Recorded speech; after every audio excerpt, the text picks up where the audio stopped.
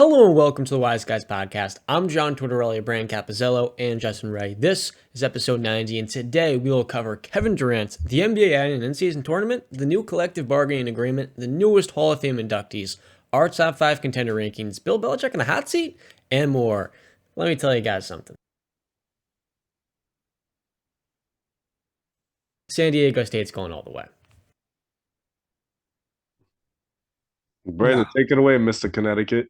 Listen, I can't speak on it much, but listen, UConn's taken it. We have dominated the competition. We have blown every team out that we have played in the tournament. We blew out Gonzaga. We just blew out Miami. You think San Diego State scares us? Huskies all the way. Woo, woo, woo, woo. Brandon's so confident he's gonna go to Walmart today and buy his first ever UConn gear.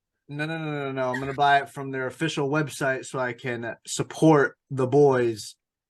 All right.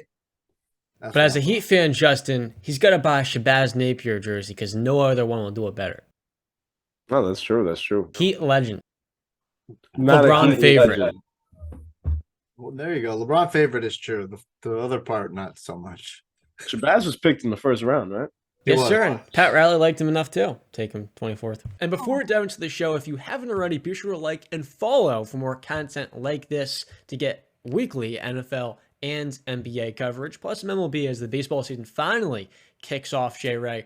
And also, if you'd like to support the show, feel free to head over to our patreon.com account to get some exclusive benefits. Yeah, let's get back to the show. The newest Phoenix Sun, Kevin Durant, went unplugged with Shams of The Athletic, saying, "People are not going to think in a logical way or simply look at me at what I've done and say that's it. People are going to use mental gymnastics since I left the Warriors to discredit me every step of the way." Is Kevin Durant unfairly criticized? And the other question the reality is, I think Kevin Durant's the Aaron Rodgers of the NBA. He is the closest thing to Michael Jordan. He watches MJ. And fans have spent decades looking for MJ. They got it in Kobe. Since Kobe, KD's been the modern version of that. 5 inches taller, a better three-point shooter, and still one of the best defenders in the game. So I want to head to you guys. Which one of you want to start off first? Is Kevin Durant unfairly criticized? And does his legacy not get enough appreciation now while he's currently playing? You know, I'll say one thing. Where I feel like KD is crapped on, and I feel like it's done wrongfully, is he was the best player on those Warriors teams. If you go back and watch those NBA finals, for instance, the one that they lost against the Raptors, they win that with KD on the floor because when KD was on the floor, Toronto wasn't stopping them. And then prior to that, Kevin Durant was playing the best basketball that we've seen him play probably in his career, playing with the Warriors because he didn't have to be that main guy. And even he didn't have to be the main guy, but realistically he was. Every time he had the ball, you knew he was going to score. He was unstoppable when he was in Golden State. So I don't judge him too much for that because I feel like those titles in Golden State, he was the best player on the floor. He was the best player on that team. And the only thing that you can give him crap for really is just going to Golden State.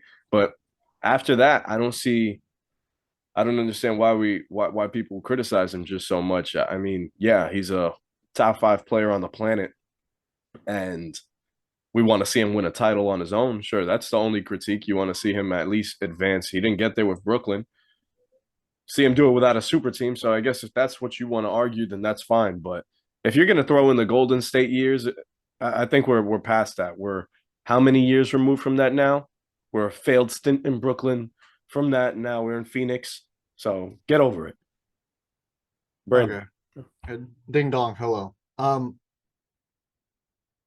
First off, in terms of that Toronto point, yeah, the reason that they were without KD, they were losing is because they gutted their team to get KD. If that Warriors team that had the 73-9 record facing that team, they probably would have been a lot better competition for that Toronto. I have a lot of respect for Kawhi Leonard, so I probably would have favored Kawhi, but that's just me. One man's opinion doesn't mean everything. In terms of the KD move, listen, he has not been unfairly criticized. He has been rightly criticized. Okay. The guy says now that he doesn't care about his legacy today. I disagree with that. So we go back to why he left OKC. Why did he leave OKC, guys? One word, legacy, right? I got a second. That's 2 words. Russell Westbrook. Which was tied to needing to win a championship. I can't win one without Russell Westbrook, therefore legacy. Why did he go to Golden State? Legacy. Why did he leave Golden State? Legacy. Why did he join up with Kyrie Irving in Brooklyn? Legacy. Why did he want out of Brooklyn? Legacy. Do you see how that adds up? Now he says he doesn't care now. Actions speak louder than words, my guy. Just not even a year ago in the summer, you were demanding a trade. Why? Legacy. You realized, you started to foreshadow, oh, this Brooklyn Nets team is not going to be good enough to win a championship. I need to go. Where were his 2 options, guys? You remember that? Miami and Phoenix. Weird. Miami was just in a game 7, 1 shot away from being in the finals. Phoenix had just been to the finals 2 years prior, or a year prior at that point. So again, and then it comes to the point of why go to Phoenix? Because if it's not about legacy, KD, which is what you're saying, you're lying. Because if it wasn't about legacy, why not go home? Why not go to Washington? Why not go to Charlotte? Why not go to Houston? Why not stay in Brooklyn? If it's not about legacy, if it's just truly about balling, I just want to go out there and play basketball. Why are you going to a team that now has probably the best odds to win the finals? Because if he goes to Washington, does Washington now have the best odds to win the finals? Probably not.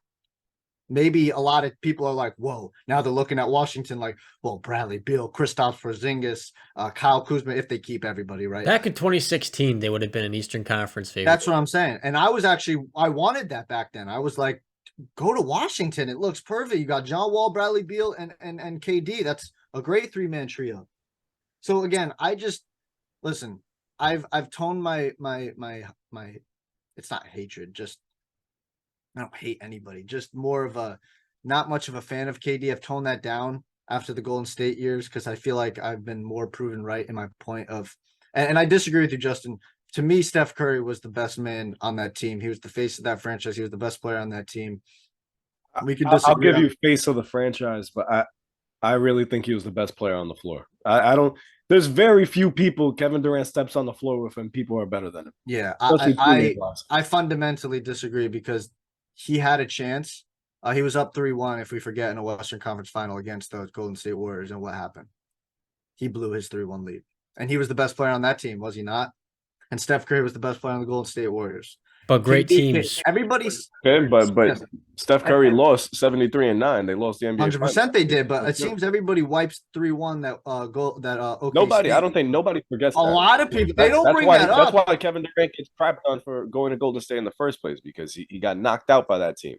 Yeah, I know, but a lot of people sweep that under the rug. They sweep under the rug. You know why they sweep that underneath the rug? It's because Sam Presti failed to build around Kevin Durant and Russell Westbrook. I said before, 2 words, Russell Westbrook. Part of it was they know shooting around those 2 guys. So all of the expectations were put on KD's plate offensively, while Russ is shooting 40% in every single playoff series. Yeah. And defensively, they had some support, but there wasn't a reliable secondary shot maker. So he goes to Golden State, and at the time, the prevailing thought was LeBron's the best player in the world, Kevin Durant's the second, and Steph Curry's the third. After that, we can have our Kawhis, our James Hardens, and all those other point guards that are really good. But I think most NBA fans, myself included, which Justin would agree, KD was the next best player after LeBron James. And he was, in my eyes, we think back at this era, it may sound crazy to say because Steph has had a lot more success, but I think of Kevin Durant as the face after LeBron before I think of Steph Curry. And it's not, and the reason why I say that is not from a perspective of popularity, because Steph is the way more popular player, but who was the better player at their peak? I think it was KD for his 2-way versatility. Now we're close there. I just feel like the Thunder failed to build around KD. And with the Nets, a lot of things went poorly that he could not control. So yeah, Steph, way more popular player. I have Steph higher all time. He has a greater legacy than Kevin Durant because he was the face of a franchise that won 4 championships. But when I think back at the best player from this era, Bron, KD, Steph. Yeah, all those are fair points. To the OKC not building around him, to a degree, I agree with you. Obviously, not willing to pay the luxury tax to keep James Harden was an obvious failure. But you got to remember, we all remember they drafted all those guys: KD, Russell Westbrook, James Harden. Did they draft Ibaka? Yeah, I think they may have acquired him. Reggie Jackson, and all these other guys that I'm probably forgetting right now. Steven Adams, I'm pretty sure, right? Enes Kanter. They drafted all these guys and they built. Now, yes, the James Harden was just not a smart move. You got to pay the money if you want to have that big three. I'm just saying in terms of and the best player, I know that I'm kind of on an island alone where I think Steph Curry was, but we got to remember where we were at that time. Steph had just come off winning a championship, right? Didn't get the finals MVP, which I think everybody can understand that he rightfully deserved that MVP. And then throughout that season, the 73-9 season, there were legitimate talks, and you can Google this, YouTube it, on mainstream sports, TV show, radio, whatever you want to talk about. Is Steph Curry surpassing LeBron as the best player in the world? Is he surpassing LeBron as the face of the NBA? Those conversations were being had. KD was not in that conversation. I agree, John.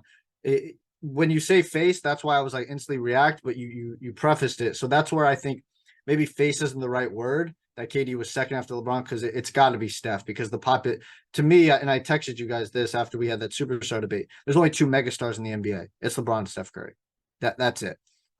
They've transcended the brand. So for me, I think Steph drove that train of that Golden State Warriors team to me, and KD joined in.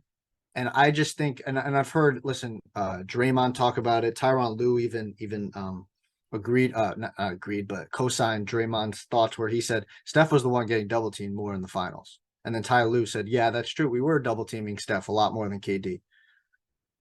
I just feel like for me, I take Steph Curry, and I agree. Listen, I'm one guy who usually takes defense in the highest consideration. It's just when I look at Steph Curry, guy's the greatest shooter to ever live, greatest three-point shooter to ever live. Might go down as the greatest, just literal all-around shooter ever to live. He revolutionized the game.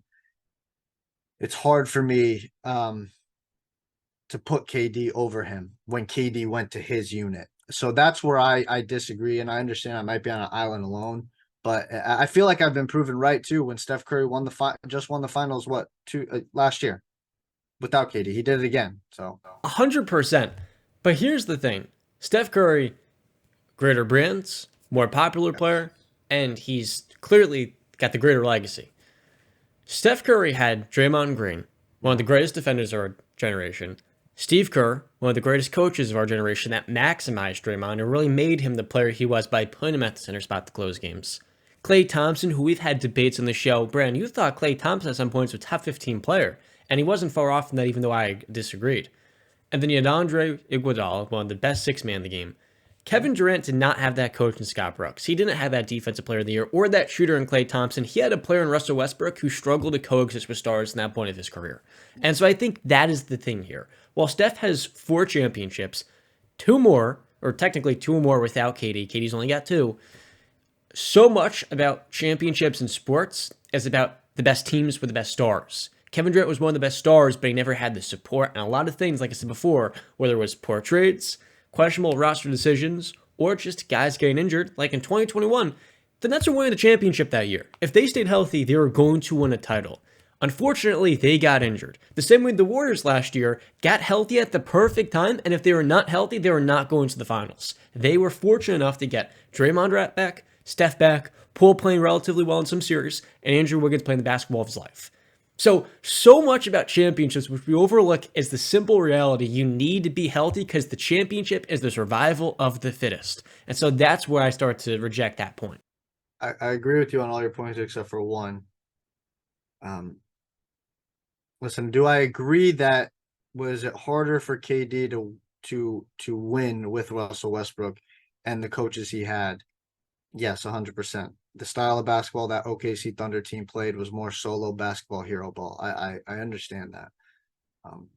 And KD had a lot to do with that too, because he is kind of, I know he can mesh into any team, but he is at the end of the day a solo guy. Like he can just go get his own bucket if he really wants to and take over a game.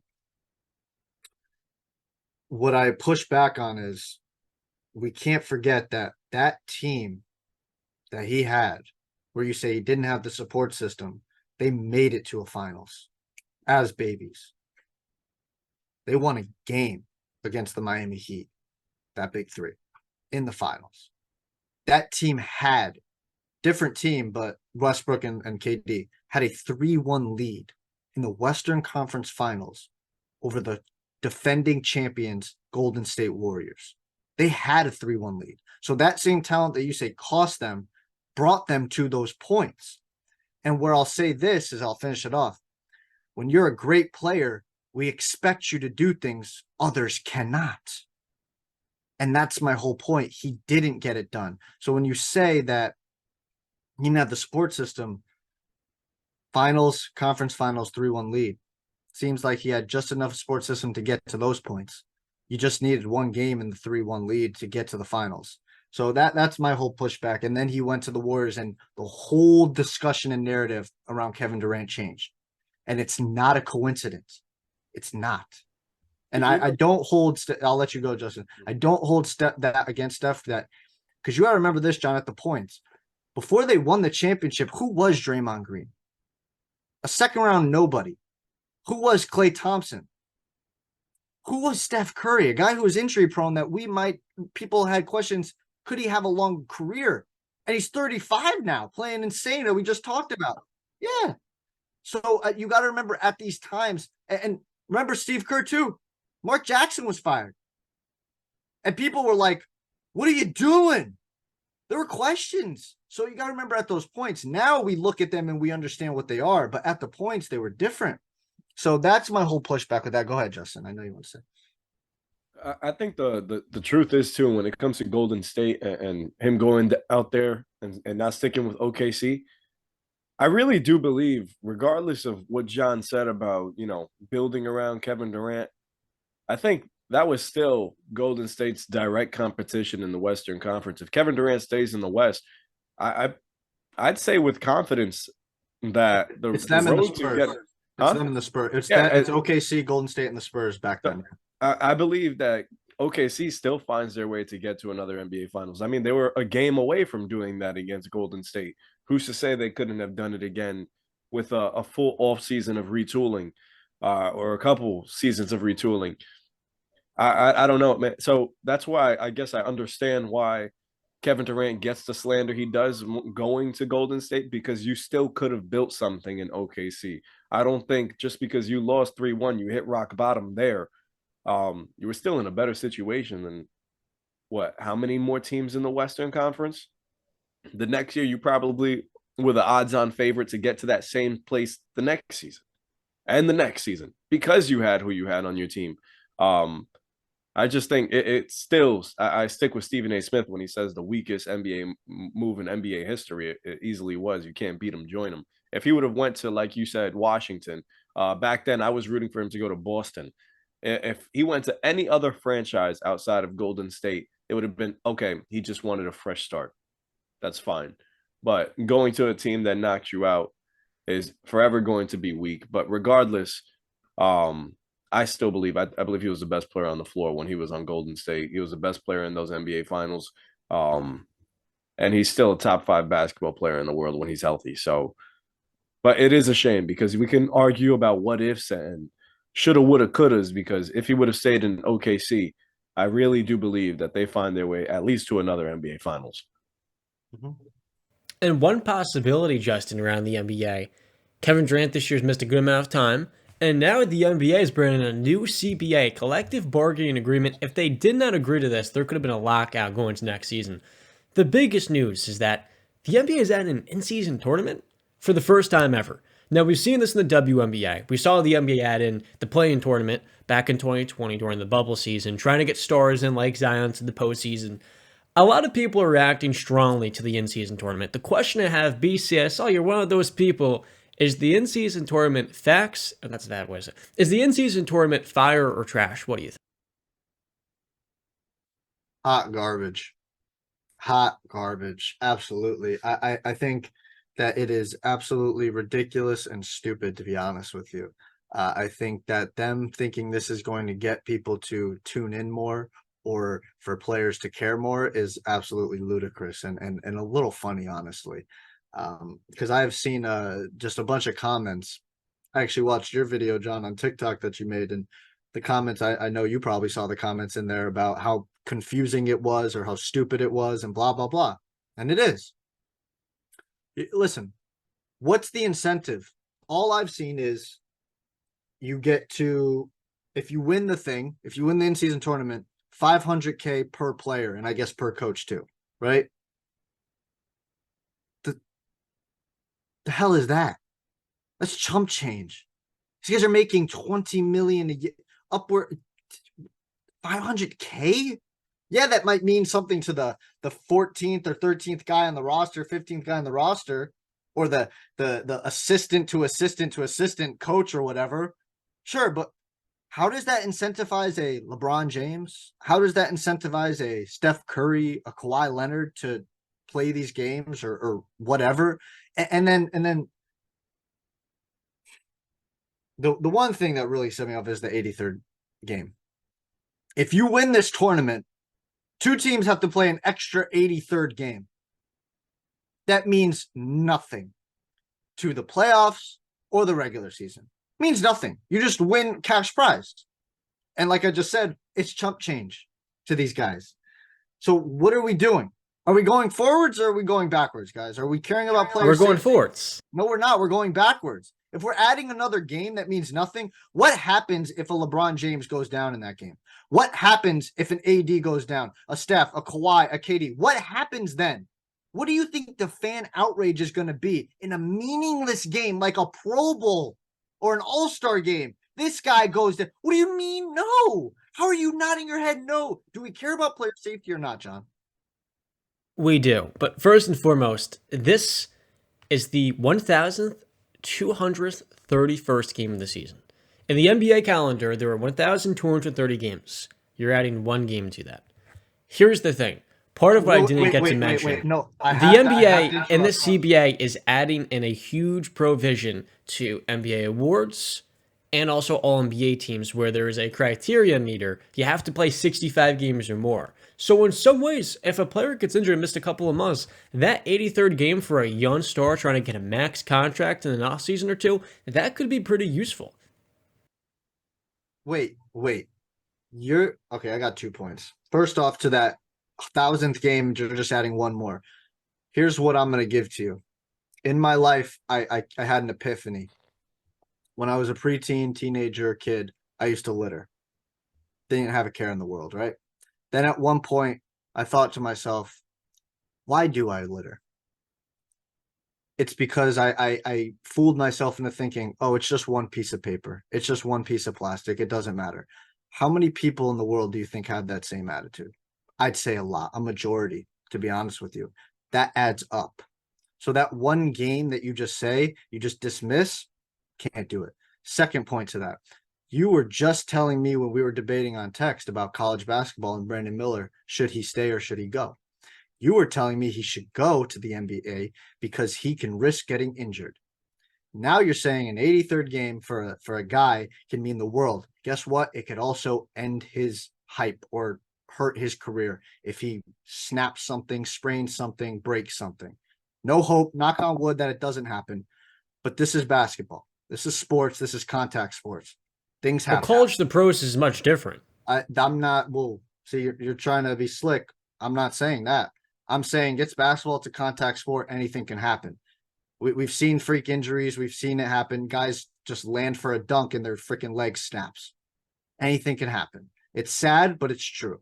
So for you, I don't want, again, I'm not disagreeing with the 65 game minimum for awards. I like that. I'm not disagreeing with the other things in the CBA because I liking what I'm hearing in other things. The NBA players being allowed to invest in the teams can get a little tricky. I'm not sure about that, but everything else I'm liking. I'm hyper focusing on this in-season tournament leading to an 83rd game.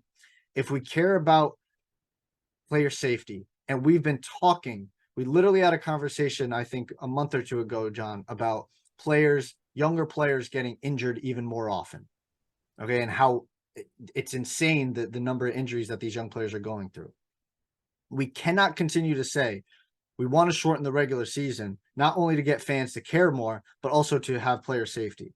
We can't be saying that. And then in the other breath, be saying this 83rd game, it's just another game. It's 1,032 games, just a 33rd game. Who cares? It can be major for this, with discrediting that it could also change the trajectory of a career or a team's point.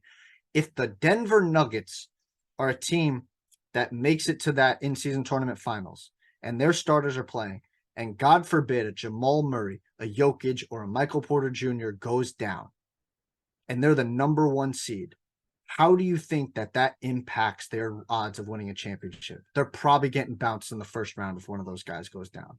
Maybe. Definitely probably second round. You have to take those into consideration. I despise this 83rd game.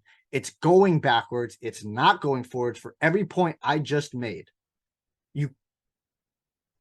Didn't we talk about possibly lowering Yes. the amount of games in the NBA Yes, season not too I long think ago? we all agreed on like 65 to 60 games too. I was saying even 70, 72. Yeah. I think that's where I was at, but you guys are saying 65.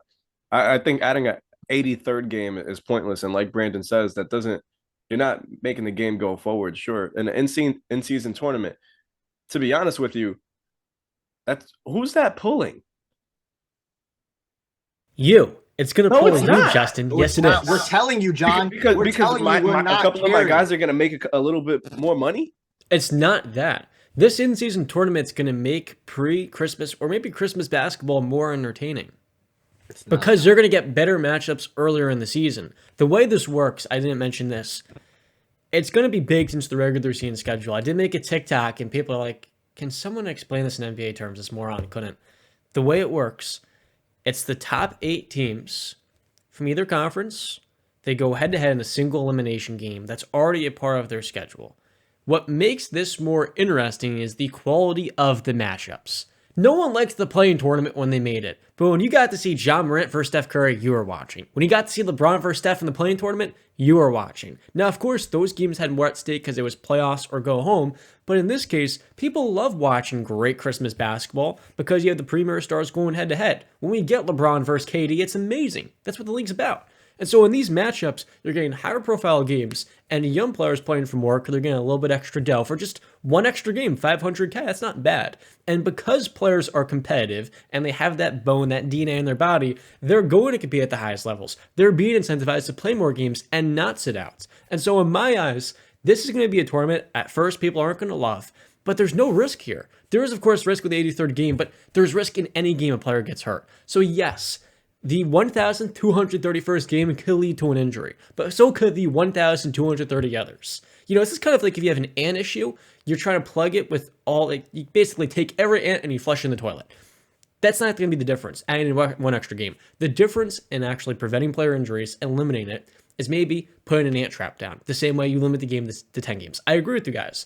82 games is too much. 83rd is not that much of a difference, though. I think maybe 73 games, with the 73rd being for 2 teams out of the 30 in the league being extra, that would be a better way to really reinforce we care about player safety. So I'm not disagreeing with you on that part, but what this ultimately comes down to is better high-quality matchups in October, November, and December. And for smaller market teams that want to get really good TV deals on national television, they're going to get that because the NBA wants this to work. So they're going to market these games. So for smaller market teams like the Midwards, they're going to love this tournament.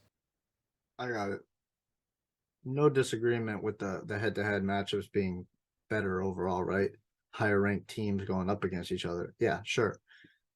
The problem with them not succeeding to the level they want to in October, November, December, I mean, I feel like it's pretty obvious. Does anybody have an answer why they're not that highly watched in those months? NFL. Ding, ding, ding. Circle gets the square. Johnny, tell him what he's won. Of course, it's the NF freaking L. They run everything in those months. This is not going. And obviously, if it's not on Sunday, you'll get people to tune in. Here's an idea. How about have like baseball has games throughout the day? start at 12 p.m. Have a day where there's no football on Tuesday, Wednesday, Friday, Saturday. I know is college football, but there's no games on those days. Take over the day. Take over. You put these games at 8 p.m., 9 p.m., 10 p.m. East Coasters ain't not worth it, man. Especially on a work night. Come on. There's other ways and strategies to go about it. And again, my whole point is that 83rd game. I find it absolutely I'm thinking of the what if scenario. What if a guy like, a big time player goes down that completely ruins the playoff? And because it's going to happen right before the playoffs. That can is it not? This is going to happen in November. The final game. The final game's to be in early season. So how are they going to work that? What do you mean? Like the matchup. So when the winners match up, how are they going to work that? Are they going to just change the? I reckon it'll be the top 8 teams in the standings, and then they'll just continue with the season the way it is.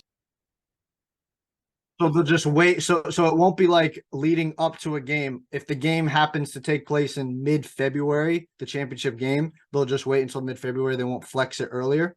No, the tournament, the finale, like the mid-season tournament game, that's going to be in December. So it sounds.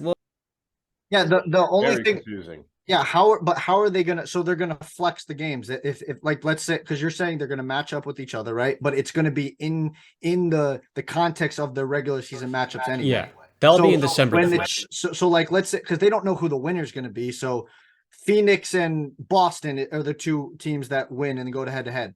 They're gonna have to take a game that those two teams are gonna play against each other and flex it to match up with the in-season tournament. You get what I'm saying? Or am I being I understand it might be a little confusing because I'm confusing myself, but you get what I'm saying? So like, that's what I'm saying. So they're going to flex a game from like, let's say it might've happened if you look at the schedule, it might happen in April or March. They're going to take that game and pull it to end of December. Or does anybody know the answer to that question?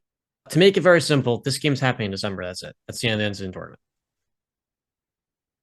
And so here's the thing. The in-season tournament would have been a better idea if it guaranteed you a top 6 spot in the playoffs so you could avoid the play-in tournament. That way, veterans and stars, they don't have to worry about the risk of missing the playoffs because now they're guaranteed a spot in December.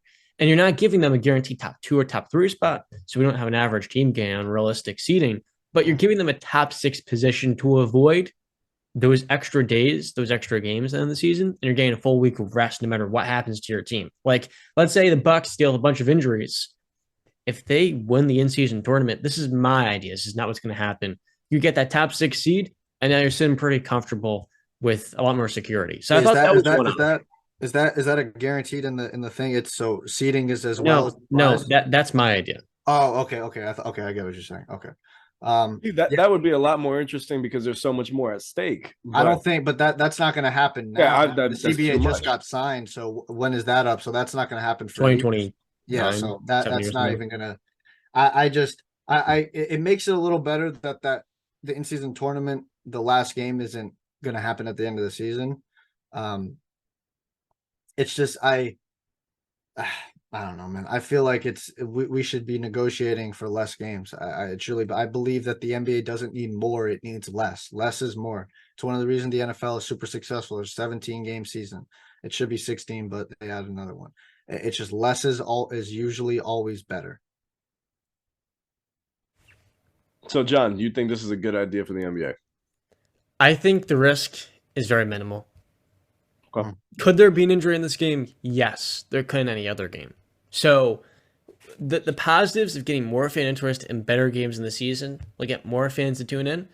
And ultimately, what's the worst that happens? It doesn't work out. And then 6 years when they negotiate a new CBA, they take it out. The in-season tournament, it's a new idea, and it's going to take years for it to really actually be executed. Mm-hmm. The in-season tournament is a question. We've seen with the play-in tournament, that's a pretty good idea that I think a lot of NBA fans enjoy. It makes the end of the season more interesting. And John, do you enjoy the play-in? I do. I love watching the play-in. Me and Justin. I don't. You didn't like watching last year the tape? I'm not saying I don't like. That wasn't fun.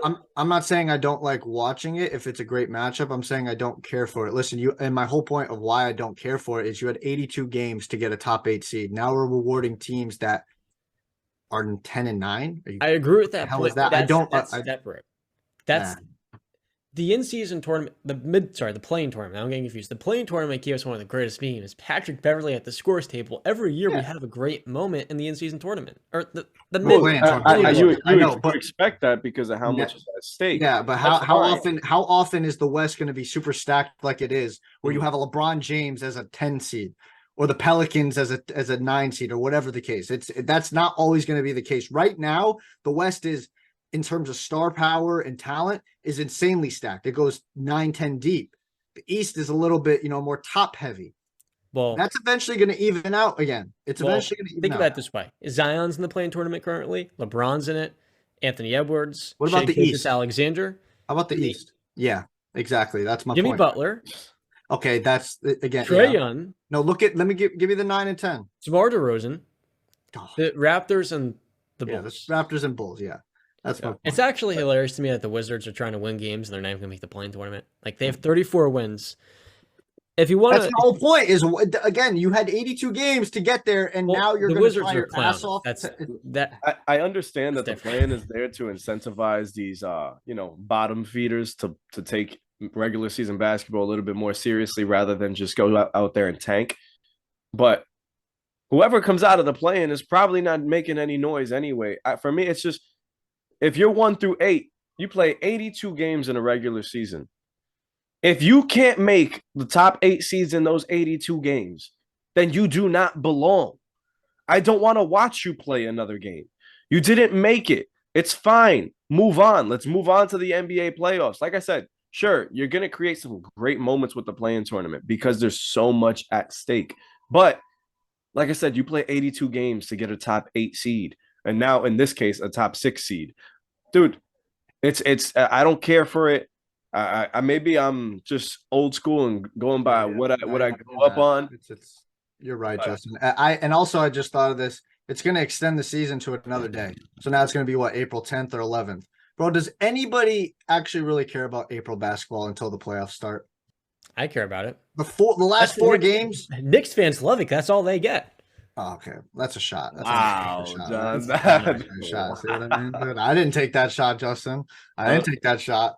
We're not playing in a play-in. Yeah, the last 4 games don't really mean much in terms of anything, really. I mean, it can right now it means a lot in the seeding of the West because it's been so tight.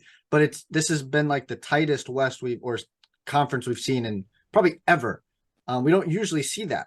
So this April run, for me personally, I do away with April regular season basketball. Let's get into, like Justin said, let's just get to the freaking playoffs, man. At this point, I think every NBA fan, I think John even too, is just like, let's get to the freaking playoffs. Let's do it, man. Let's see it. We see what's going on. I don't think the last 4 games are going to change your opinion on anybody.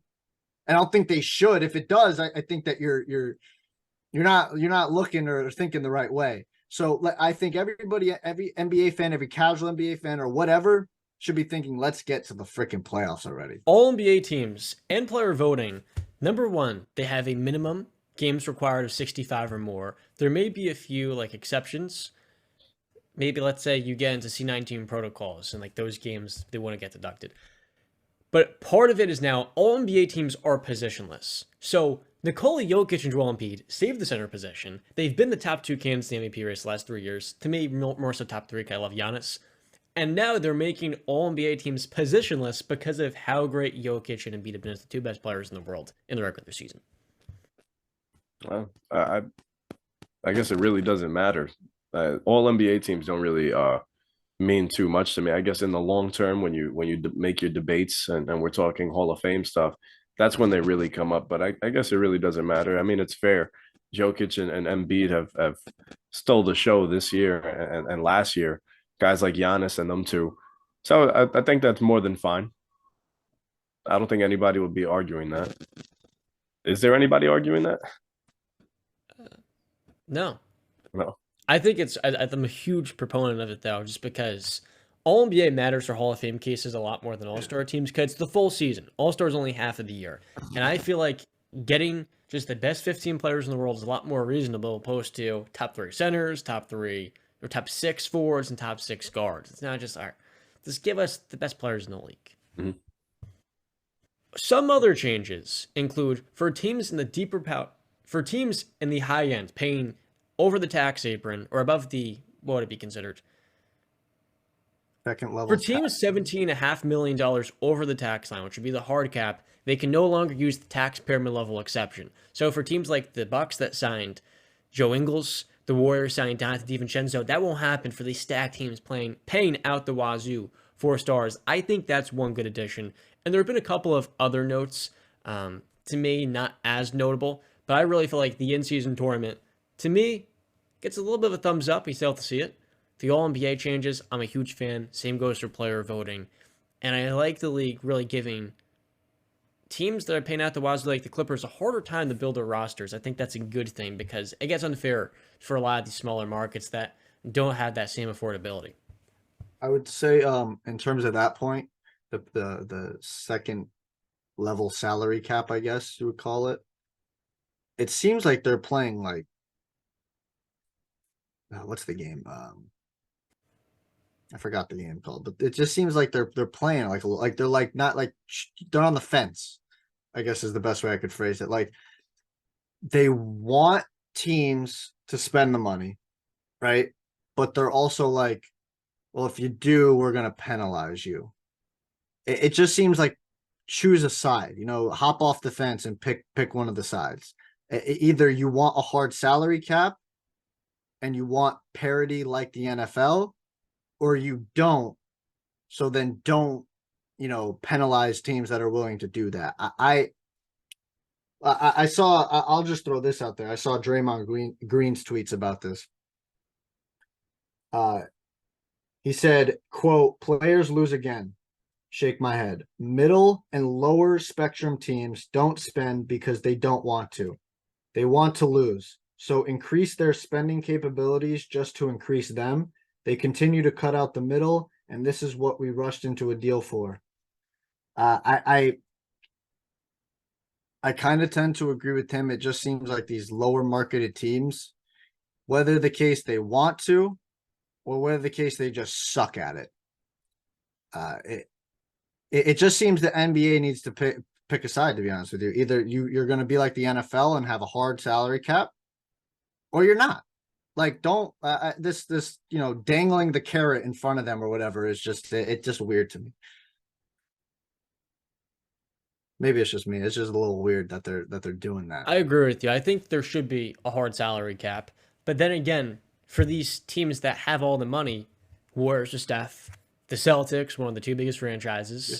The Lakers usually not this year, the Nets, Clippers, those are huge markets. So you want those huge markets to have an easier time building rosters. Like the Lakers, they've done a lot of things wrong, but because it's the Lakers in the Los Angeles market, they've had an easier time than others building their That's team. What I'm saying. Like I think there is a middle ground where you can be different than the NFL, but also not give these bigger markets the full entree, only part of the entree, which is, hey, look, you go over the luxury kind of like the MLB and the hard cap, but you can't also. Here's the difference. So non-tax paying teams have a larger mid-level exception.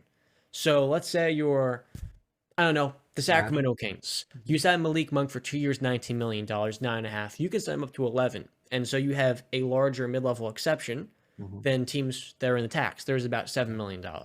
So now you're just cutting off that asset that non-tax paying teams have to the taxpayers that are already spending so much money. The Warriors adding Donte DiVincenzo is unfair, and it's kind of overpowered because they have their own arena printing money. And so they're just every couple of years adding one of these new high-level role players for nothing. That many of these non-tax paying teams, they should have that one advantage, I think, over bigger markets. Yeah, it seems like the NBA, because I'm not super familiar with the MLB, but I'm pretty sure they have the softest cap in sports. There is no salary cap. Yeah. So I think the only ones higher maybe hockey, and I think soccer is definitely the highest one. Oh my God, look at John. His bottle is literally disappeared. But yeah, so it seems like the NBA is kind of always been in the middle of the NFL and the MLB. And I just like John, again, the way you explained it is just exactly like it seems like they're just dangling the carrot. Like choose a side, man. Like either you want these big time market teams to have advantages, or you want it to be like more like the NFL where there's parity and there's a team like the Indianapolis Colts when they got Andrew Luck can go from 2-1 and whatever to, making the playoffs or whatever. Sure. The NBA has one of the most stacked Hall of Fame classes we've gotten in recent memory. Brandon, he gets his guy Dwayne Wade to the Hall of Fame. My guy Dirk Nowitzki. We get Tony Parker, Greg Popovich, Becky Hammon, and Pau Gasol. And it's pretty cool. In a day and age where half the league superstars are international players, Luka, Giannis, Embiid, Jokic, so on and so forth, this Hall of Fame class is representative of that. Pau Gasol from Spain. You get Dirk from Germany, Tony Parker from France, and then I think Manu Ginobili's up next soon, Argentina's very own. It's really awesome to see while the league is getting more and more international, that so is the Hall of Fame, globalizing. I think Pau Gasol is one of the most underappreciated stars because he helped Kobe get his 4th and 5th rings. And Dwayne Wade, man, this is awesome. This is one of my favorite Hall of Fame classes. Wade County, well deserved. Favorite player of all time. Reason I became a basketball fan. Reason I'm a Miami Heat fan. Dwayne freaking Wade. I love this jersey, by the way. The color is just No, that's sick. Yeah. Nice. I looked up greatest Hall of Fame classes ever, right? Because I wanted to compare them. You have the 09 class of MJ, David Robinson, and Stockton, right? Then you have the 2020 class, which I think is probably looked at as maybe the best. MJ being in 09 might give them the edge, but 2020, Kobe, Duncan, and Garnett. That's top level stuff. And then this year is just, I think overall, this year might be the best of all time. They don't have somebody that's looked at as the greatest player, but they have Dwayne Wade, 3rd greatest shooting guard of all time. And I think universally loved and appreciated by NBA fans. You got Dirk Nowitzki, top 2 power forward of all time. Pau Gasol, top 10 power forward of all time. You got Tony Parker, a 4-time champion in the NBA. Finals MVP. Yep, Finals MVP too. You got Becky Hammon, who I think was a champion in the WNBA as a player and just won a WNBA championship as a coach, right? If I'm not mistaken. Okay. And then you have who I believe is the greatest head coach in basketball history is Greg Popovich, Pop. So I think this class is just so well-rounded. I mean, what a class. I love it. And these are players that, Wade, Dirk, Powell, Tony Parker, Pop, the coach. These are players that I were the early, memories of my NBA fandom. So shout out to the 2023 NBA Hall of Fame class. Well-deserved and well-earned. I was going to say that, Brandon. I think one of the true signs that I'm getting old is that all these players that are getting inducted into the Hall of Fame now are the people that I was watching when I fell in love with the sport. So guys like Wade, Dirk, Powell, Pop, all of these people are the people that I made me fall in love with the sport of basketball. But one thing that's so special about this class, and I'd say this about any player, what makes a player so special, if they are a true legend or a Hall of Famer, is you forget the bad years. You forget the bad years. We don't talk about Tony Parker playing with the Hornets. We don't talk about Dwayne Wade playing in Cleveland. We don't talk about Pau Gasol, and even though he actually was successful in Chicago, but we don't really talk about those years so much because we're so, I'm trying to find the words for it, but we're so captivated by their best years. Wade's championship years in Miami, even before LeBron. And we talk Powell with Kobe, that duo, and how unstoppable that was. Dirk's insane finals run to knock off LeBron. We can talk about these moments forever, and they'll always live on. We'll never talk about them declining. We'll never talk about how Father Time finally caught up with them. It's a special class. And a class that I'm grateful for because, like I said, these are people we all grew up watching. Damn, I'm getting old, man. I am getting old. I've tried to do some research as to why Greg Popovich is eligible still as a head coach, because in my time as an NBA fan, I figured it would have been the same as players. You have 5 full years, but apparently Greg Popovich has resisted being in the Hall of Fame. Now he goes in at the same time as 2 of his former players and one of his former assistants. Man, I feel like Pau Gasol is one of the most underappreciated players of all time, though. And a lot of people won't give him the credit in this class. One of the greatest players ever from Spain, his brother, of course. two-time champ, four-time All-NBA, six-time All-Star for three different franchises in two separate decades. I mean, Pau was 35 years old in Chicago, helping them in the post-Derrick Rose era really extend to contending prime, winning 50 games for them in 2015. And he was always overshadowed by KG, Dirk, and Duncan. But he was a guy that in Memphis was also leading 48 win playoff teams. And I feel like maybe I'm a Grizzlies fan, so I appreciate him more than other people. It's not like I watched him. I mean, he was drafted before I was born, 2 years before. But Pau Gasol, to me, he is a top 50, top 40 player of all time. And I think he really should be remembered. I don't know if he will be remembered. We were talking about NBA champions before, so it's only right we discuss this year, with about a week left in the regular season, a week and a half, our top 5 playoff contender rankings. Who's going first, fellas? Let me take the reins. I want to start from 1 because it's my 5th team. It's probably going to cause the most controversy, so I'm going to start from 1. Number 1, I'm keeping them there. They were my preseason pick to go to the NBA Finals out of the Eastern Conference. Is the John looked like he was about to have a heart attack. The Boston Celtics. I believe that they are still the best overall team in basketball right now. I think they're the deepest team. And I also think that they have something to prove. I think a lot of people are underrating them. I think a lot of people are just picking Milwaukee because Milwaukee has the best player on the court. And because they believe if Chris Middleton was there last year, Milwaukee would have put up a much better shot and probably would have won. But I think we forget about this with Boston. In the finals, one of the obviously the turnovers were an insane part of it. Jaylen Brown and Jason Tatum were getting cookied left and right. But one issue was they didn't have a guy to really set them up, put them into their right sets. And we begged, not just us, but NBA fans, Boston Celtics fans, probably even a lot more, for a true point guard, somebody to set them up. Do we forget? They fixed that. They added that man, Malcolm Brogdon. I believe he is 48, 40, and 90 this year. It was very close to, he's already done 50, 40, 90 once. I would expect a more assist. I think he's at 3.7, but probably coming off the bench, it's probably, lesser. But they've got that guy now. They fixed the one issue that we looked at and said, this is the issue with the Celtics. They don't have a true point guard.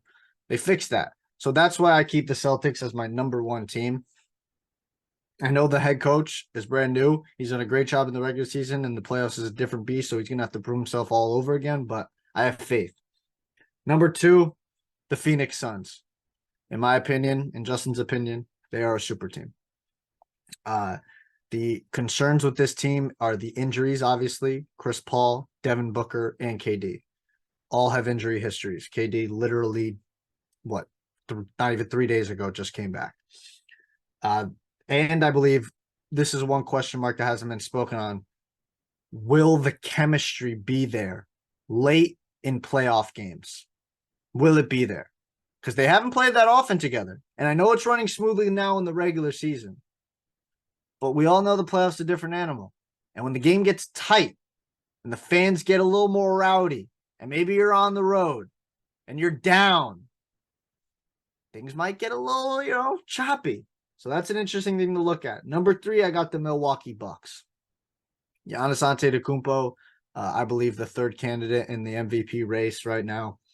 Their only question is Middleton going to be 100% ready to go full throttle for the playoffs? I know he's playing a lot more recently, but they still have to put it all together. And they're just right there for me with that one question mark is Chris Middleton. And I am not the biggest believer in Drew Holiday offensively. He's a very, very good playmaker, an elite defender. It's just as a scorer and a shooter, he's very streaky, and I don't trust it that much. So if Middleton doesn't show up, you're going to have to lean on him, and we saw how that worked out last year. Number 4, we got the Denver Nuggets, Johnny Boy's team. They got Jokic, who I believe is going to be crowned the 3-time MVP back-to-back this year, damn near averaging a triple-double. I mean, it's 0.1 off with the assist rate. It probably could change at any point in time. They have freaking Jokic, Jamal Murray, Michael Porter Jr., and AG. You're thankful that Murray is back healthy. You know, Michael Porter Jr. is not dealing with any injuries right now, so that's good. They're going in the playoffs strong. Well, not strong. They're losing still games that they shouldn't be losing, but that's where I have number 4. My only issues with them is defensively, and they still, you know, injuries can creep up on them. It's just more defensively that they have lapses there. And then my 15, the team that I think is going to draw up a little controversy. Now, this is only if everybody is healthy. But my 15, and if they are healthy, they could probably move even higher. But I'm going to be respectful to the teams in front of them. The Los Angeles Lakers are my 5th team in playoff championship contenders. If all healthy, there is not a better duo on the court than LeBron James and Anthony Davis in the NBA right now. Not one. Any team they go up against, they're the 2 best players on the court. Kevin Durant and Devin Booker. No, they're not. Yes, they are. No, they're not. Devin Booker is a lot more consistent than Anthony Davis. Again, you're missing my point. You are missing my point. AD's issue is not just health, it's consistency. He's balling out this last month. I mean, it's very good sighting to see that he goes down with the injury, comes back and drops, 38 and 14, 15?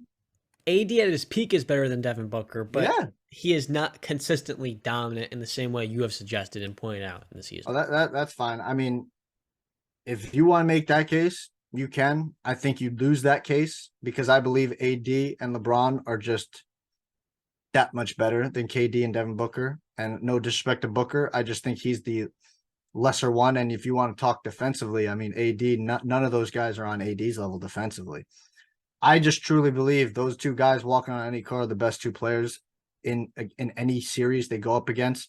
If healthy, I'd favor them against Memphis. I'd favor them against Sacramento. I think they've got a real good shot to beat Denver because of their defensive liabilities. The Clippers, is Paul George going to be there? I don't know. And even if he is, I like the Lakers' shot.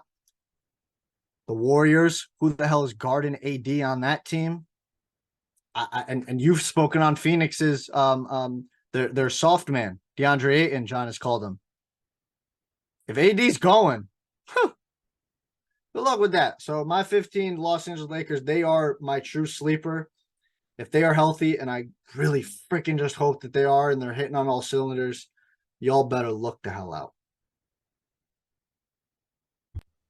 I'm with you on the Lakers. I mean, I don't have them in my top 5, but I don't blame you for having them there. I'll go with mine. Number 1, I know they just got smacked by freaking 40 points, but I'm still going to roll with Milwaukee. Chris Middleton's out there, and granted, he was on the floor when they got smacked. I still believe that this team, and many have also said this, that this may be a better team than their championship team. I do think that come postseason, and like you said, Brandon, last year, if Middleton is healthy, they're probably making a run at it too. I'm going to roll Milwaukee more so. They have the experience, and I think it's crazy because we've grown so used to Giannis and all the things that he does on the court that him averaging 30 points is just now something that we're just coming to expect. So the guy's an absolute animal, the Greek freak for a reason. I'm going to take them number 1. Number 2, because I truly believe the powers in the NBA, and I do believe that there's a good chance your NBA champion lies in the Eastern Conference. And I'm going to go with the Boston Celtics. I know it's easy to go 1-2, but I really believe this. I think Jaylen Brown and Jason Tatum, that duo is unstoppable. And I believe that duo can give LeBron and AD a run for their money as one of the best duos in the NBA. Number 3, then I'll go into the West. I'll go with Phoenix. Kevin Durant and that super team in Phoenix with Devin Booker, the point guard, and Chris Paul. I still believe Deandre Ayton, while John doesn't have as much faith in him as I do think that he can spark an offense by the snap of a finger. So I'm going to roll with Phoenix there as my number 3. I'm going to kick it back to the Eastern Conference for number 4. I'm going to go with Philadelphia. Now, this may be the weird one because I know a lot of you guys don't believe in what James Harden can do. And he seems to me he's the X factor going into any playoff series for Philadelphia. I know what Joel Embiid is going to bring, but we do not know what version of James Harden we are going to see. If there's any postseason where we can spell any of James Harden's past mistakes in the postseason, it is now. You are not the guy. You can sit back, you can facilitate, you can score efficiently. I think we're going to see a different version of James Harden in this postseason.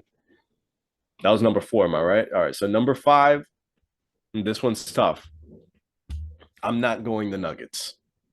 I'm not going the Nuggets. I do not believe. I believe their defense is going to be their fall. I do believe if the Nuggets were to go into a series against a team like Sacramento that can score at will, it'll pose threats to anything that Denver can do. I think they'll instantly hit the panic button. I don't know why I'm not so much of a believer on Denver. Maybe it's solely the defense. Jokic will be exposed defensively. He can score, he can pass, he can rebound, but he cannot guard a cone. So I'm going to go and straight up say Memphis is my 5th team in this ranking. I think Ja Morant healthy, back on the floor. I love what Memphis is bringing. I love the nasty attitude. And, I was hating on it earlier in the season, but I kind of love the chaos that they bring. I think Memphis has a legit shot in the Western Conference this year to bring one home. Okay. Justin Ray's high on Memphis, low on Denver. You talked about a panic button there. I think if anyone's saying the panic button, it's Doc Rivers in the playoffs, but I'm going to go 5-1, fellas. At number 5, I've wrestled between a couple of different teams. A couple of them are pretenders. And that's why, to me, we are ranking playoff contenders. We're not ranking regular season teams. We're ranking who we think has the best chances to go to the NBA championship this season. Number 5 for me is the Golden State Warriors. The best 5-man lineup this year features Steph Curry, Andrew Wiggins, Klay Thompson, Kevon Looney, and Draymond Green. You have Dante DiVincenzo coming off the bench, and Andrew Wiggins is reportedly coming back for the playoffs. We'll have to see how his conditioning looks after missing over a month. Hasn't played since February, but I think Wiggins' role is what it's going to be last year. He won't be asked to play anything more than that, especially with how well Klay Thompson's be able to play in his absence. Golden State is arguably the best coach in the conference. Draymond Green, who's a top 2 or 3 defender, he's still got a case for Defensive Player of the Year, even though the Warriors' defense has fallen off this year, particularly on the road. And I think a lot of their struggles this year have come against bad teams. They're going to step up to the level of the competition when it's the biggest of moments. And I'm putting my faith in the real favorite. Last year they were the favorite to many people, but ultimately they are the defending champions. At number 4, I have the Phoenix Suns, a step above the Warriors. And the reason why is because I'm expecting Kevin Durant to be on the court, and I feel like I know what I'm getting. He came back rest against the Timberwolves, but the next game he has 30 points. With Devin Booker and Chris Paul, I trust this Suns team against the Denver. If there's any team that's going to exploit Jokic defensively, it would be KD in pick and roll. Same with Devin Booker. I think the Suns, offensively, from a matchup perspective, give a lot of drop back bigs a lot of trouble in pick and roll, especially. And defensively, I have my concerns with Ayton, but I really think Monty Williams has done a great job this year with a limited bench, just plug and playing different guys. Some, like TJ Warren one night, next night it's Landry Shamet, Terrence Ross, a bunch of hopscotch players that aren't particularly rotation players in another team. The Suns are patching up together, and Campaign's another one of those guys as well. Number 3 for me, I have the Boston Celtics. In the regular season, the Boston Celtics, to me, are in the top 2. Actually, they're in top 3 still, because the Nuggets are ahead of them.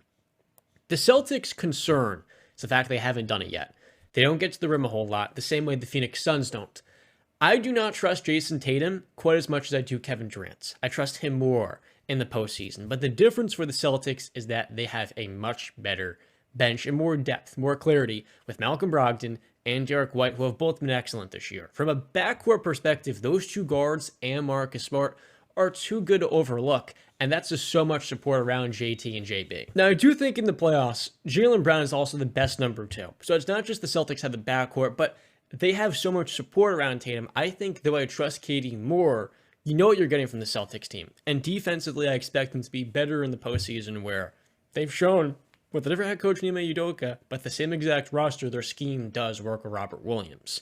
The question for them obviously would, though, be their best rim protector in Rob Will is a massive health risk, as we've seen throughout the season, missing over half the year. Number 2 for me, above the Celtics and the Suns, I have the Denver Nuggets. And this is by far the most risky bet of the group, because they're a bad matchup against the Suns. But when I look at the Western Conference, no one can guard Nikola Jokic. And I think what he does as an offensive generator is way more proven than what we've seen from Phoenix in terms of, okay, the guys went to the conference finals with a worse supporting cast. The last time he had a healthy core, he went to the conference finals. And, Justin, you said he couldn't guard a cone before, and I take some reservation to that because he is a fine defender. In the same way Joel Embiid may struggle in pick and roll against shooters in a perimeter-oriented league, so will Nikola Jokic. He's just not the level of an athlete or a shot blocker. His athleticism will get exposed. Marc Gasol wasn't a great athlete. He won a Defensive Player of the Year. Jokic is average. How far did that get him in the playoffs? And no less. Against outside the of Toronto. Okay, Don't mention that one year. You know what, Justin? The Celtics last year Don't were the mention best the one defense in the time. NBA, and Steph Curry, Jordan Poole, and so on and so forth ripped them to shreds. No one could stop the Warriors last year. The Nuggets were the first test. That is not them. That's the league not being able to stop the Warriors because even Marc Gasol in the finals in 2019 had trouble guarding that team, though they won. And if KD stayed healthy, no one could guard the Warriors offensively. That's why I had them in my top 5. I'm not going to disrespect them. I think the Nuggets defensively are going to be just fine with Aaron Gordon, Bruce Brown, and Kentavious Caldwell-Pope against every team but the Suns. The Suns are the one team where I say if they match up in a series, Jokic has to be the best player on the floor. And I think he can be. There's a little bit of health concerns with, of course, the Suns, because Chris Paul, every year like clockwork, is starting the playoffs. And Kevin Durant and Devin Booker have had their injury issues the last couple of years. With Jokic, he has not had the injury issues. He sat out the last 2 games. I look defensively.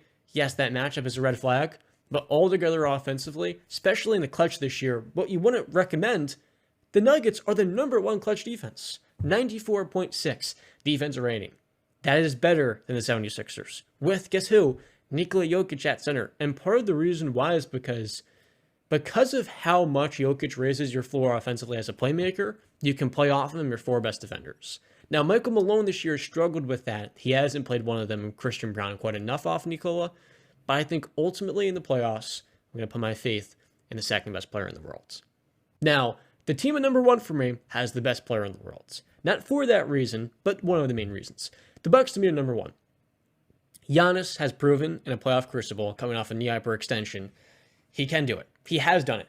And there's a lot of concerns here with Drew Holiday and Chris Middleton, but the 2 keys here that didn't do nothing against the Celtics in their most recent game are Joe Ingles and Jay Crowder. What are the Bucks' biggest concerns? 3-point shooting and 2-way versatility. Well, Jay Crowder in 2020 was a key part of a Miami offense that was awesome, that went to the finals, and defensively had that physicality. I think the bumping and bruising that Jay Crowder can play on the perimeter against Jason Tatum, by the end of a series could weigh him down, wear him out. Brooke Lopez this year is my defensive player of the year. The guy gets better with age. He just turned 35 years old, but like Steph Curry is playing the best basketball of his life. He's an elite rim protector, one of the 2 best shot blockers in the world. He's doing a lot of pick and roll with Joe Ingles. Ingles takes a lot of responsibility off Drew Holiday as both an off-ball player and on the ball and pick and roll. He can do a little bit, both of their bigs. He can space the floor. He can move it. And because he's playing next to the best front court defensively in the league, Joe Ingles' concerns as a defender moving laterally on the perimeter won't really get exposed quite as much. And the Bucks this year have placed a larger emphasis on guarding the corner 3. What killed them last year in the playoffs? Grant Williams in the corner. So Mike Budenholzer is one of the top 10 coaches in the league. He's not perfect. I've seen him adjust. I've seen him get a great 2-way wing and a really good bench forward that can do a little bit of everything offensively. So my top 5 would be the Warriors number 5. Honorable mention to the Memphis Grizzlies. At number 4, the Phoenix Suns. There's some health concerns. If there weren't, I'd have them in my top 3. Number 3, right above them, I got the Celtics. 2, I've got the Nuggets. By the way, the Nuggets for me, they moved up 3 spots. The Celtics moved up 1.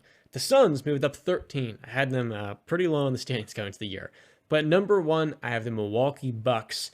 They're my number 2 pick in the preseason. By the end of the regular season, they've went all the way up to number 1. Okay. I'd expect you to give more love to Memphis. I'll be honest with you. I thought you would have thrown them in there because you were pretty high on them just a week or 2 ago. My honorable mentions were the 76ers, who I view as a pretender. And then my other honorable mention above them was the Grizzlies. With Memphis, I love their chances this year in the Western Conference because defensively they have such a high floor. And I think with Jaren getting better, they really can take that step forward. But the Warriors are the most dangerous team, I think, in the Western Conference. Not the Suns, because the Suns don't have the Warriors bench. They haven't proven it yet. I think Steph Curry, the way he plays with the fit, the role players, the Warriors, they have a system that works. And with the Suns, in the same way the Celtics don't get to the rim enough, while they're a wonderful shooting team from mid-range, Phoenix does not get to the rim quite enough either. And when I look at Memphis, they do. So the Grizzlies for me are number 6, right behind the Warriors. And I actually had to wrestle myself there to really pick Golden State above them. I had to humble myself, actually. You know, you mentioned also Boston not getting to the rim enough. I do feel like that's just their play style. They can get to the rim. Guys like Jason Tatum and Jaylen Brown can score in the paint. Their style is just shoot threes. They literally preach shoot threes. And that's the concern, the 3-point variance against a team like Milwaukee. But that's the that thing. will I'm take sure away that they the rim. can adapt. They're too smart of a team. I get it. This isn't Ime Udoka's team anymore, but they still have sort of that same philosophy. So yeah, I wouldn't be too concerned about that when it comes to Boston in the playoffs. I think that they're going to have to. Every team has to adapt. They're going to have to change schemes every now and then. You can't rely whatever you were relying on the regular season. Probably, you could stick to your bread and butter, but teams are going to zero in on that. I mean, I literally saw it with my Knicks in 2021. So it's things need to change, and I think Boston will make those necessary moves. Talking about Boston, Bill Belichick in the hot seat? What's going on, BC? I saw that you were on Twitter and you're talking a little bit about why Lamar shouldn't go to the Patriots, but you're also very concerned you don't have a franchise quarterback, or at the very least, you haven't developed one in Mac Jones. The question is for Bill Belichick. Since Tom Brady has left, he's made the playoffs one time. He's had 2 losing seasons. And in that one playoff game, the Patriots got shellacked by the Bills. Brent, is Bill Belichick a Tom Brady merchant? Is this some sort of, is Bill on the hot seat if he hasn't start to make some headway in his quarterback room? Or, no matter what happens, will Bill Belichick be a Patriot until he decides to retire? Yeah, I saw this topic going around last week, and I had to, bring it up to us all. Bill, listen, for the shortcomings that has happened, and for him without Brady, 79-87 record without Brady. And I'll go over his seasons throughout that, but let me just start off. Bill Belichick should not be fired. Bill Belichick's name next to the word hot seat should never be mentioned. It's an absolute disrespect. Can we acknowledge that he has had 3 seasons that have not been quite as successful as we have wanted? Sure, and I'll go over those in a little bit. But we can't, and I know Teddy Bruschi said, the first time I've ever heard Bill Belichick bring up something from the past was him saying, check the last 25 years. But I think it is, you got to respect the history. Now, without Brady, or no, you know what? I want to go with this. Let's go over the guys that have had just as long or longer seasons with a single team in the history of the NFL, head coaching wise. So we've got Chuck Noll, John, Pittsburgh Steelers head coach, 23 seasons. That is tied with Bill Belichick right now. So Bill going into his, I think, 24th this year. So he'll tie with the next guy. 23 seasons. He retired in 1991. 24 seasons. Steve Owen with the New York Giants retired in 1953. Don Shula, Miami Dolphins, 26 seasons, retired in 1996. Curly Lambeau, didn't even know this guy. Green Bay, 29 seasons, controversial leave in 1949. Guy was actually a co-founder of the Packers in 1919. And finally, the longest tenured head coach with a single team, the great Tom Landry, 29 seasons with the Dallas Cowboys, was fired by Jerry Jones on, I believe, the day after Jerry took over as the Dallas Cowboys owner in 1989, and went with Jimmy Johnson, I should say. Bill Belichick's in that rarefied air. Bill Belichick decides when he wants to walk away. I don't see how you can throw away the last 20 years just because he's had a couple of down seasons and he's made, he made a terrible mistake last year trying to bring in, Patricia and Joe Judge as the OCs and quarterback coach or whatever the hell their titles were. You can't throw away what he's done. I've always been a proponent. Bill Belichick and Tom Brady were 50-50. No 75-25, no 60-40, no 50-50. Do I believe Bill would have been able, because this is what people do, right? And it's laughable, honestly. They say give Bill, they compare what Bill has now to what Brady had in his Tampa years, right? It's not a fair comparison. Tom went to a team that had talent around him because he needed talent because New England was bereft of any weapons for him. It's not fair to what would be fair is give Belichick Aaron Rodgers or a guy on Tom Brady's level to replace him, and let's see how he can actually perform. You know what I mean? Because we see what just Tom went through last year, 8-9 record. It's not fair what they're doing to Bill. I understand it, but it's his decision to walk away. Robert Kraft, I don't know if it's going into his mind right now. I understand winning is everything. You got to start winning when you're spending this much money, but you got to give him time. I think he's making the right decisions this year. We've spoken on it. Bill O'Brien, getting rid of Patricia and moving Joe Judge to special teams or assistant head coach, but he's going to be more involved in special teams. Now, obviously, was not a major fan of the Juju Smith-Schuster signing. Still not a major fan because I've been proven correctly. Where's D-Hop? He's coming? He ain't coming. So, again, we have a number 2 receiver that is masquerading as a number 1, and that's not okay with me. Again, building around Mac Jones, if we're going to build around him, we got to build around him. I don't think Mac is what Tom was in his first couple of years. Tom was something out of a storybook, right? People don't even know the name of his receivers when he first started. Okay, and he won a Super Bowl with them. I know the defense had a majority of to do. Tom Brady led the game-winning field goal drive, and then 2 years later, put out an absolute show in a shootout against the Carolina Panthers, and then beat the Philadelphia Eagles. So Mac is obviously not proven to be the guy right now. And we go over it, right?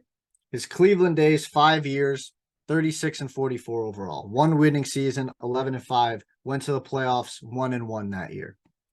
New England, year 1, they went 5-11. In year 2, they were 0-2 before Brady took over as the starting quarterback. And there were rumors that there were some talks going around. Maybe this isn't going to work out. These guys might be on the hot seat there. And then obviously the rest is history. 2011, the Pats went 11-5 without Brady, who went down in game 1 against the Kansas City Chiefs. They went 11-5. Sorry if I just said this, I'm redundant. That team went 16-0 the year previous with very similar players to what they had the year prior. They missed the playoffs. In 2016, he went 3-1 in the first 4 games during Brady's suspension with Jimmy G and Jacoby Brissett. Made Jimmy G a lot of money, didn't he? Then Brady was, however, kicked out, basically, of New England by Bill Belichick. He was unwanted, I guess is the right word to use. And Bill tried to win at the last minute by signing Cam. I think it was late into August, Justin, if I'm remembering correctly. He signed Cam Newton. And he just tried to shoehorn it in. Instead of going with Jared Stidham, not tanking, but starting a guy who is unequipped to be a starting caliber quarterback in the NFL, put him out there, and let's go on to next season, where we would have had a much better shot of possibly getting a Trevor Lawrence. No offense to Mac. Then we go into 2020, or 2021, I should say. 10-7 with Mac as a rookie. Promising. Looking blown out versus the Bills in the playoffs. Fine. That game had the interception in the first quarter by Jordan Poyer, I believe it was, an insane grab, by the way. If he wasn't there, it probably would have been a touchdown. I think that completely changed the complexion of the game, in my opinion. It was done right after that. Once the pick happened, the whole complexion of the game changed. Then last season, 8-9. Bill tried some things with Patricia and Judge, like I said. It failed. offense was an absolute failure. It was a train wreck, except for the run game. The passing game was just inept. So that's what Bill has done without Brady. Again, my main point is he walks away when he wants to walk away because he's in rarefied air with those other guys that I named earlier. And I just can't see how, if he has a bad season this year again, again, I'm going to say the grass ain't greener on the other side, man. You get rid of Bill. Do you think that you're just going to fall upon a Jimmy Johnson? You're going to fall upon a Troy Aikman? You're going to get an Emmitt Smith, a Michael Irvin, or what? You know what I mean? Like the Cowboys did. It doesn't work like that, man. So I for every Brett Favre to Aaron Rodgers, we have I don't know, name a great quarterback that went on to another one. Phillip Rivers and the Chargers, they now got Herbert, but they, went a little bit down. Steelers with Ben to Kenny Pickett. Ben to Kenny Pickett. Yeah. Go ahead, John. I think you were right. When I framed the question at the beginning, partially in jest, is Bill Belichick in a hot seat? It's foolish. The guy is the greatest coach in my time as a fan, probably in history. 31-13 in the playoffs with 18 top 10 defenses. And I think back to the 2008 season with Matt Castle where they win 11 games. And Belichick is probably the best defensive coach, the best defensive mind in football. No matter what cornerback he gets, from Gilmore, all the players before him to now with the Jones brothers. They're not brothers, but it feels like they are because there's 4 of them in the secondary. And 2, I know. I think the Patriots' defense is going to be top 5 next season. There's so many good players in that defensive front. The secondary is going to be great because Bill Belichick's at the helm. What it comes down to is the offense. He made an excellent point before. You signed Cam Newton on June 28th, 2020, late June.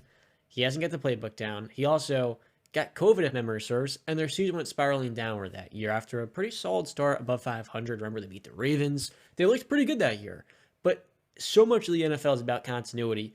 And when you lose the greatest quarterback in NFL history, and whether or not you want to talk about they should have kept him for 5 more years, they were at a point where Belichick wanted to find a new successor. That's understandable.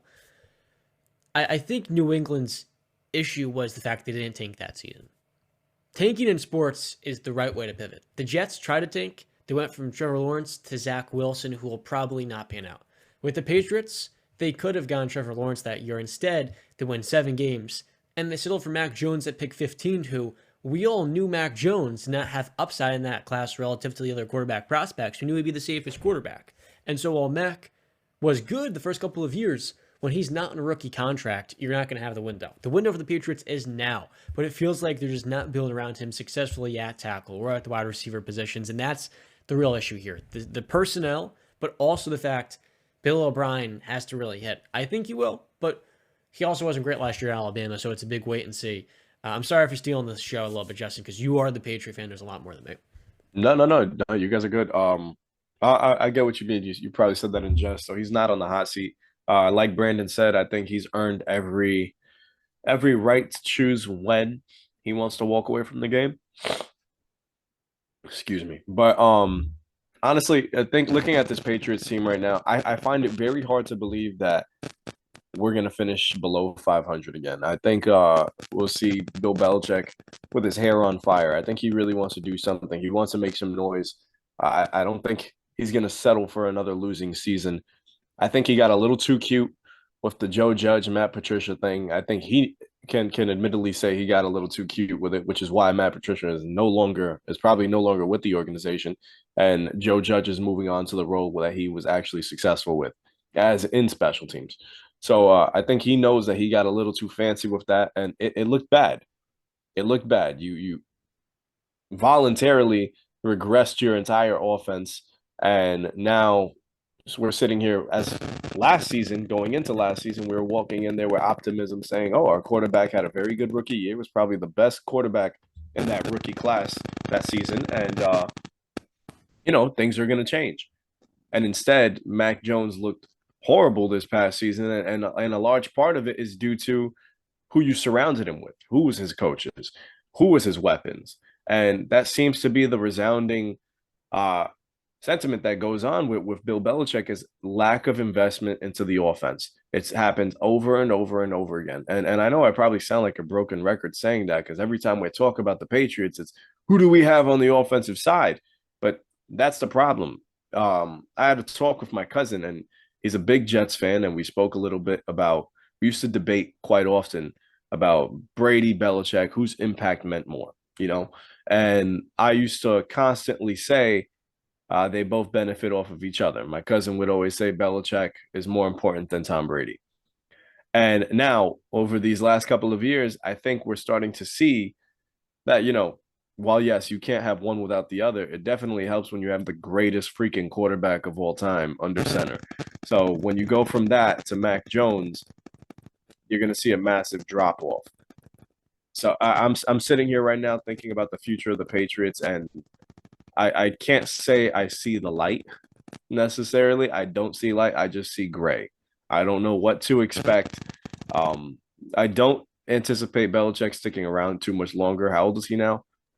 He's turning 71 this year. Turning 71. I think all he would like to do is probably set this franchise up for the future and put us in the best position for his successor, for us to succeed. I just don't know what exactly will that be. Will Mac be that guy to ride us into the future? Because I know Belichick is going to do his best to put us in position. I just don't know if our quarterback under center is that person to help him do so. Well, yeah, I mean, in terms of one of the early points you made, all you got to do is look at where the money's being spent on our team. It's majority of it's on the defense and O-line. In our weapons room, tight ends getting money more due to Hunter Henry's contract. But offensively, it's the numbers are, there's a gap there. In terms of Belichick, how long he's going to stay around, I mean, I don't know, because 10 years maybe. I don't know. It seems like I've always questioned, like, what is Bill going to do if he isn't coaching? I mean, the guy really doesn't have any hobbies, really. I think he's a golf guy and a fishing guy, or a sailor. He likes to sail his boat, but that's you can only do that so much before you get bored out of your mind and you want to go back to doing what you love. See Tom Brady, when you are obsessed with something, you want to get back into it. So I don't know.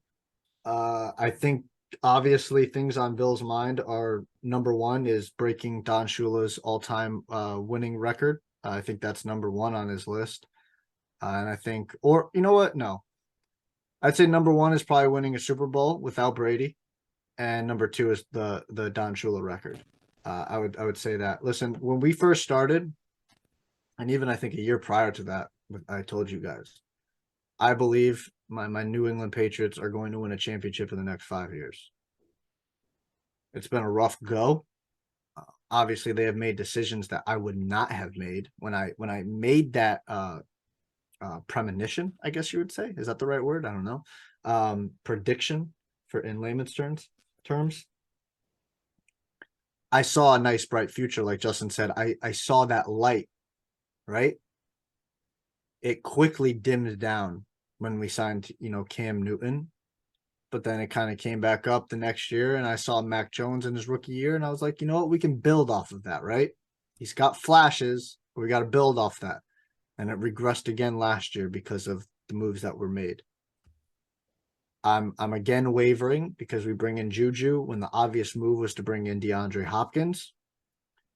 And I just don't know how it's going to work. Bill has never hit on a receiver in the first round. I think even the first couple rounds, not counting tight ends. I don't know. So for me, I hope. I don't know about that 5-year prediction anymore.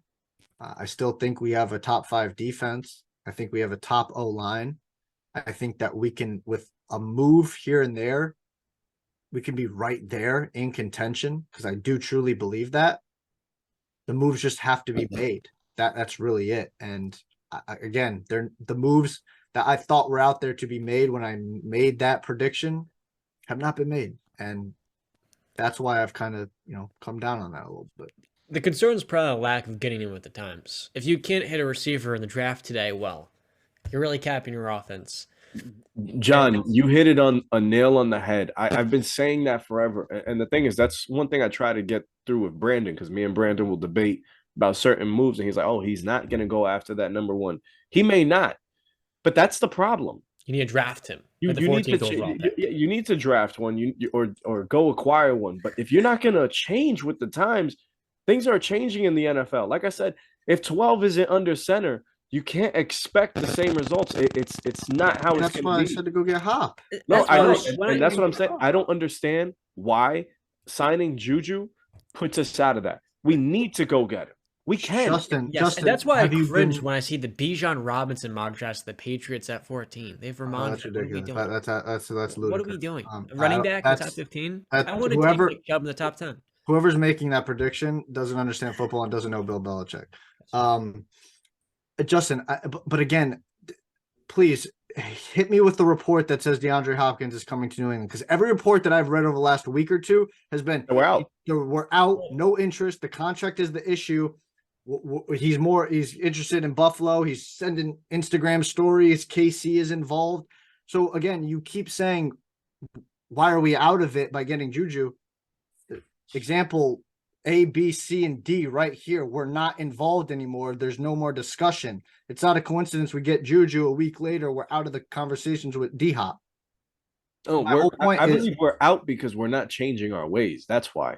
I don't agree with that. I agree with that. We're not changing our ways because he's bringing in Juju thinking he's going to be a number one, and he's not. So again, that's my whole point I'm not mad at the Juju signing. Make the D-Hop trade first, then worry about a number two. We need to secure a one. I think we agree on that. Yeah, so let's work on the one first. And you say draft one. You really want? I think that's a waste of a 14th pick. We've seen his history. He's not going to hit. We don't develop receivers in the first or second round very well. We can't hit them. Which is why we need to acquire them. That's what I'm saying. That's what I'm saying. That's the biggest issue. Listen, we're agreeing. We have the same point. We're just both mad. That's it. You're mad Patriot fans. Team can't draft a receiver. Part of getting in with the times is being able to be one of the 10 team. Part of getting in with the times is being one of the teams that can hit on a wide receiver. When we talk about teams like the Giants, they've picked running backs or receivers. We talk about the Ravens, they've just kind of picked the wrong ones. Marquise Brown, he's good, but he's not a home run. Rashad Bateman, he's solid, but not number one. Nice rhyme, John. I think ultimately with New England, you have 4 different receivers in this class. Zay Flowers, who I think they're going to take at 14. That's my prediction. I think he can be a wide receiver number one, and he could be the best receiver from this draft class. He's gotten bigger. He's a hell of a player. Quentin Johnston, Jackson Smith, and Jigma, who is a slot receiver. I wouldn't like him to go with the Patriots. And the last receiver, there's a couple different ones. Josh Downs, Jalen Hyatt out of Tennessee. I look at those guys, they're good, but I think a Jordan Addison, who could be a great number 2, not for the Patriots, is a good receiver. You need to take Zay Flowers, I think, in this draft. And if he can develop into a wide receiver 1, then we can stop talking about acquiring 30-year-old receivers with a massive cap hit that are probably about to start regressing and hit the tail end of their prime. So, opposed to trading assets for DeAndre Hopkins, why not just use that asset, save the cap space, and get a receiver with more durability long-term that's not going to be 32 in 2 years or 33, and honestly, can give you similar production. That is the big thing here. You shouldn't have to trade for receivers. That's what teams like the Jets do. They can't draft them. Before, of course, they brought on Joe Douglas. He's done a great job in the draft, finding Garrett Wilson. But teams that can't draft make trades that they regret in hindsight. So for New England, you have to have a receiver in the draft. It's as simple as that. You can have defensive players. You can develop them. But in today's day and age, unless you have Patrick Mahomes or Tom Brady, you need to be able to draft receivers to then actually elevate your talent. And that's literally in the discussion, I think. I don't think Buffalo and Miami are regretting the trades they made for wide receivers. Because it helps. They have Josh Allen and also one of the best offensive minds. Wait.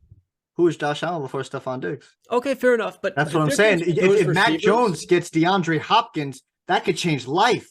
Look at what Tom Brady was before Randy Moss came in.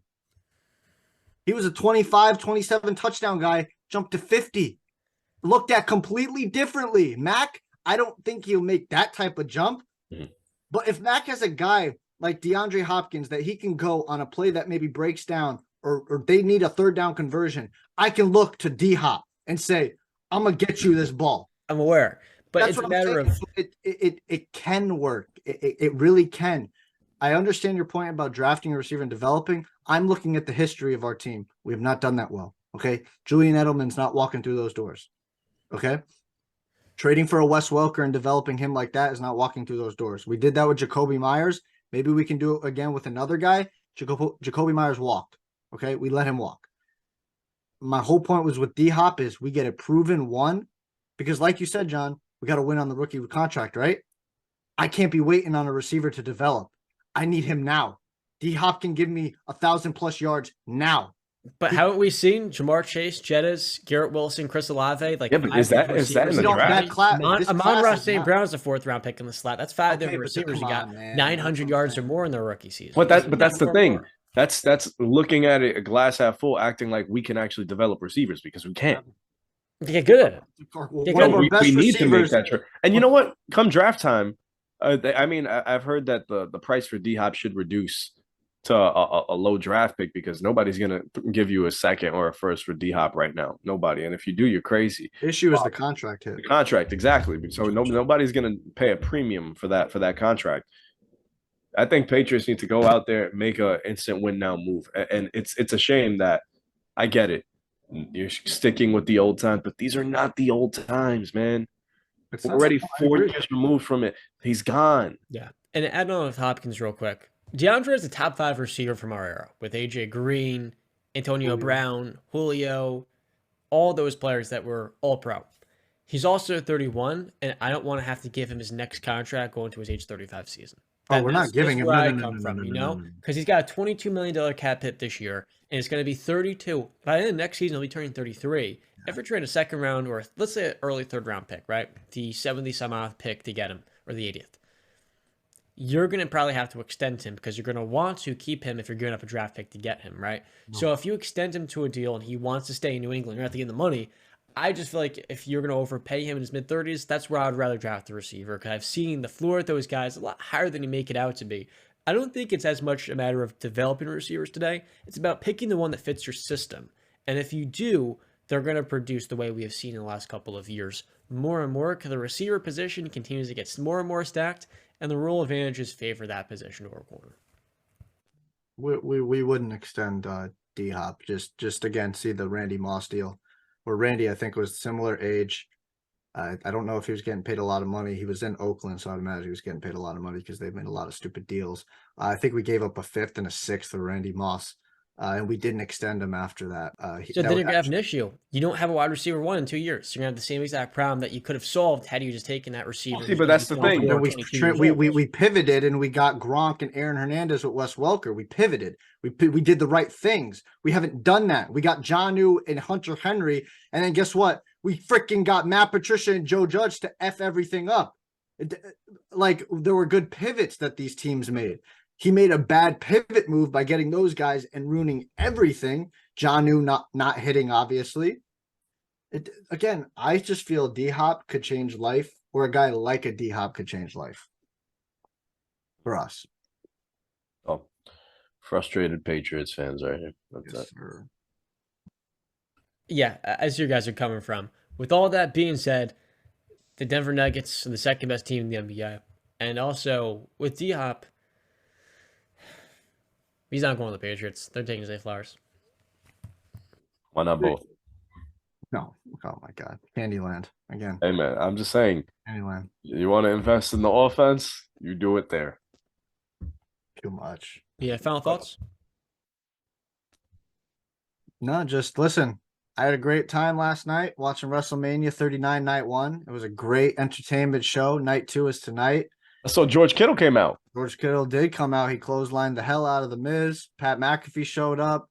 It was a great old time. Snoop Dogg was there. It was a great entertainment. I got a text from my brother at like 10:45 at night during the Rhea Ripley Charlotte Flair match, and he's like, night 1 was pretty weak. Night 2 better hit. And I was like, dumbfounded. I was like, dude, night 1 has been freaking great. There's only been one dud of a match. Everything else has been incredible. Did you guys see the things I sent you with Logan Paul and all those things going? Did you see that? I love Logan Paul for WrestleMania. Oh, you got to watch it, dude. I sent it on there where KSI gets pulled. He's wearing the Prime bottle. He gets pulled onto the announce table. Logan Paul is jumping off the top rope and splashes him. And you could see Logan Paul's face reacting midair to like, oh shit, it's KSI, not Seth Rollins. It was just a great night overall. It's sports entertainment. I effing love wrestling. I don't care what anybody says. It's male soap opera. It's great, and I can't wait for night two and listen, they got a tough act to follow because night one was great. So night two, time to follow that. Yep. And last thing before we end up leaving, opening weekend this week from baseball. What a exciting one it was, man. I went to the game, smelled the popcorn, the hot dogs, Italian sausages on the grill, had myself a nice pulled pork sandwich, got to enjoy some Yankees baseball, and in fitting fashion to start the season, first home run in the MLB year goes to one and only number 99, Aaron Judge, picking up where he left off. The stadium was absolutely rocking. Baseball is back, baby. And I'm telling you, like I said before, seasonal depression is over, man. This is my season. How was your tummy? You're fun. What happened, Brandon? Well, how was your tummy? My tummy? Oh, it was after fine. the pulled pork sandwich. Oh no, it felt great, bro. Oh, okay, good. I felt fantastic. I felt fantastic. But no, baseball's back, like I said. The stars are shining. Like I said, Judge is kicking it off well. Julio Rodriguez is picking off after his electrifying rookie season. DeGrom is getting shelled out in Texas after leaving the Mets. It's some stuff you like to see. Oh man, guys, you guys got to watch baseball this year, man. Shohei Ohtani. I did watch Yankees. I did try. I did put it on. I tried. Yo, you made me happy, John, when I saw you tweet about Aaron Judge. Now down to the man. And that was awesome. I'm excited to see them cap off this 3-game series versus the Giants. Michael Conforto versus New York. He's from the Mets. It's going to be a fun baseball. San Francisco has a couple of Mets on that squad. They do. Listen, Gary Sanchez. I actually cannot wait. Hopefully we do, because we've been trying to set it up going to the baseball game this summer. Hopefully Yankees, Red Sox. I actually can't wait. More just to see you guys. And but get to watch the Yankees clap the Sox. You know the deal. That's right. Yeah, man. Looking forward to it. It's going to be a fun season, I think. And we're going to have more and more MLB discussion. Justin and I, surely. Maybe BC will get to stick around as well. And I think the Yankees, this could be the year for number 28. No, 28? 28. It's happening. 28. And, you know, they say the third time's a charm. They say that every year, though, don't they? I see that hashtag like every year. Hashtag road to 28. Chase for 28. We'll see. With all that being said, that'll wrap up episode number 90 of the Wise Guys podcast. If you enjoyed, be sure to like and follow for more content like this. And as we said, be sure to check out the Patreon as well if you'd like to support the show. And as always, we'll see you next time. Love you guys. Stay classy.